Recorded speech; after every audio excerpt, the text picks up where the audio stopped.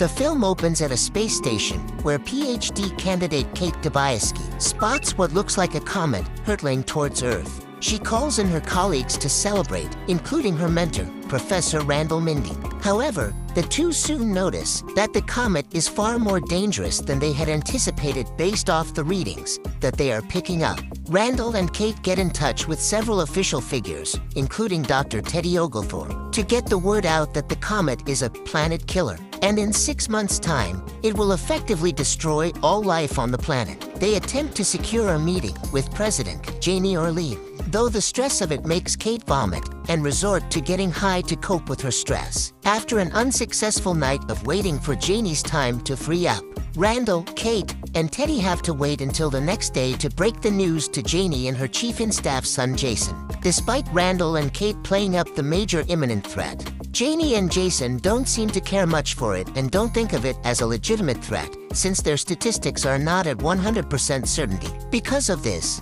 they will not play up the threat of the comet, which Randall has dubbed Comet Dibiasky since Kate first noticed it, and don't view it as a big deal.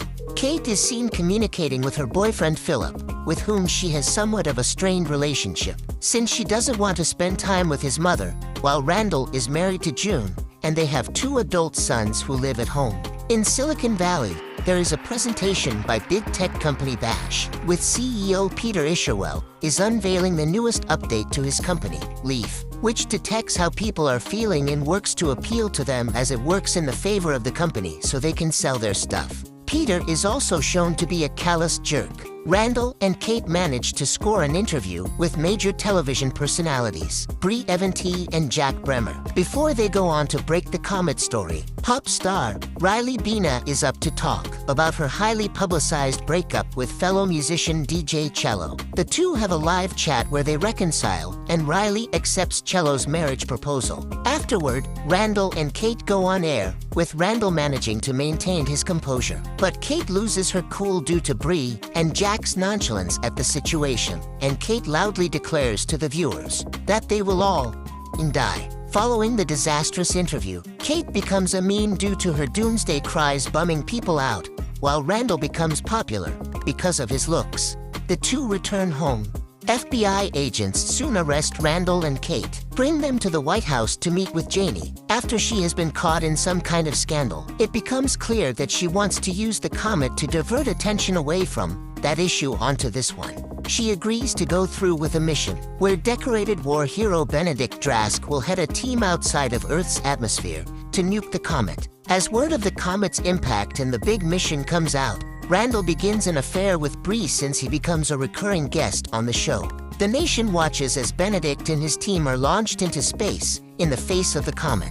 While in the briefing room, where Janie meets with Randall, Kate, Brie, Teddy, and other officials, Peter calls Janie out to tell her something. Moments later, Benedict and his team appear to be retreating from space and begin pulling back toward Earth, effectively aborting the mission.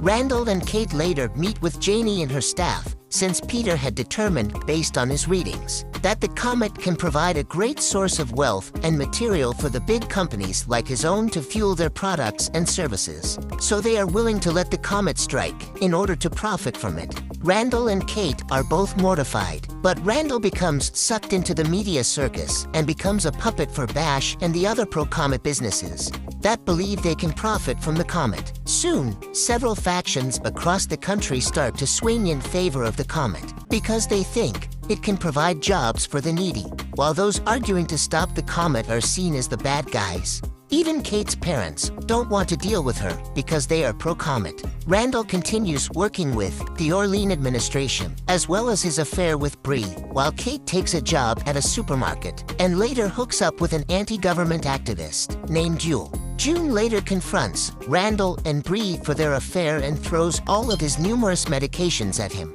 After Randall sees that Peter is trying to use Bash drones to mine the comet, he starts to have a change of heart. It culminates with him having a full-on meltdown on Brie and Jack's show, criticizing the Orlean administration, as well as the public's whole reaction to the ordeal. He gets a bag on his head, like Kate did when she was apprehended by the FBI. And Brie breaks things off with Randall. Soon, the comet starts to come into Earth's atmosphere. Kate reconciles with Randall and rejoins him, along with Yule. Once the rest of the planet becomes aware of the comet, stupid internet trends, like the launch challenge, become viral, while people on both sides of the political spectrum attempt to capitalize on the frenzy. A movie starring actor Devin Peters also goes into development. Janie and her administration go against Randall's warnings about Don't Look Up and host a concert with Riley and Cello performing a ballad called Just Look Up, while Randall and Kate attempt to gather help from other nations. Janie and her staff pull funding from countries like India, Russia, and China, so that they can go ahead and continue their mining mission. With little time left, and with zero chance of fighting things, Randall gathers with his family, as well as Kate, Teddy, and Yule to share a final meal together with good company. The drones sent to mine the comet begin to falter or get destroyed, and both Janie and Peter realize their efforts are futile. Janie calls Randall and tells him that there is room for him and a guest on a shuttle where all the rich folks are gathering. To avoid the impact of the comet in cryopods, Randall declines and chooses to stay with his loved ones, although it becomes evident that Janie forgot Jason and is leaving him to his doom. The comet soon clears Earth's atmosphere and hurtles toward the ground. Randall and the others reflect on just how much they had in life before the impact of the comet catches up to them. And all of Earth is destroyed.